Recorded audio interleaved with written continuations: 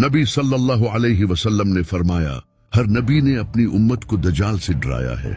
इस दज्जाल की एक आंख कानी होगी, इसके बाल घुंघरियाले होंगे, इसके माथे पर काफिर लिखा होगा जो पढ़ा लिखा और अनपढ़ दोनों पढ़ सकेंगे। इसके एक हाथ में जन्नत होगी और दूसरे हाथ में दोज़ख। इसकी दोज़ख हकीकत में जन्नत होगी और जन्नत हकीकत में दोज़ख होगी।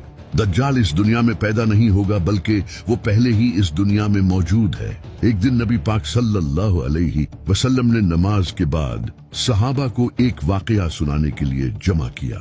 नबी पाक सल्लल्लाहु अलैहि वसल्लम ने फरमाया, उनके पास एक तमीम उदारी नाम का इंसान आया और उसने नबी सल्लल्लाहु अलैहि वसल्लम को बताया कि एक दिन वो अपने जहाज पर सफर कर रहा था, तो रास्ता भूलने की वजह से इसका जहाज एक जजीरे पर जाकर रुक गया और उन्होंने उस जजीरे पर जंजीरों में जकड़ा हुआ एक इंसान देखा।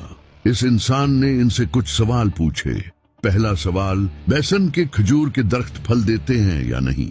तमीम उदारी और इसके साथियों ने जवाब दिया और कहा कि खजूर के दरख्त वाकई फल देते हैं। दूसरा सवाल, क्या तब्रिया की झील में पानी है? तमीम उदारी और इसके साथियों ने कहा, झील में पानी बहुत ज्यादा है। तीसरा सवाल, मुझे उम्मियों के उस नबी के बारे में कुछ बताओ। तमीम उदारी और इसके साथियों ने जवाब दिया, उन्होंने मक्का से मदीना की तरफ हिजरत कर ली है और बहुत से अरबियों ने उनका इस्लाम कबूल कर लिया है। ये सुनते ही वो गुस्से से फटकारा और उसने जंजीरों को झटका दिया।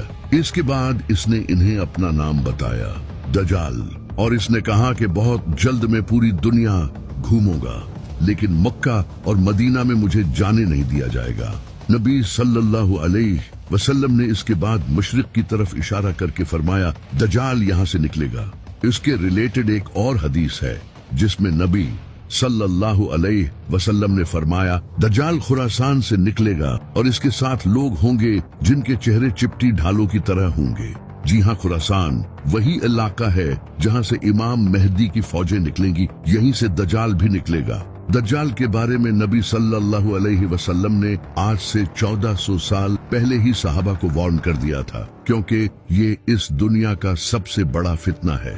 दज्जाल इंसान को मारकर दोबारा जिंदा करेगा और वो अंधे और उपाहिज लोगों को ठीक कर पाएगा और वो जमीन को भी फाड़ पाएगा और मौसम पर उसका पूरा कंट्रोल होगा। जहाँ चाहेगा बारिश बरसाएगा, लेकिन दज्जाल मौसम को कैसे कंट्रोल करेगा? 1990 में यूनाइटेड अरब एमिरेट्स ने रेन एनहांसमेंट मेथोडोलॉजी को इंट्रोड्यूस किया, जिसे आज हम क्लाउड सीडिंग कहते हैं।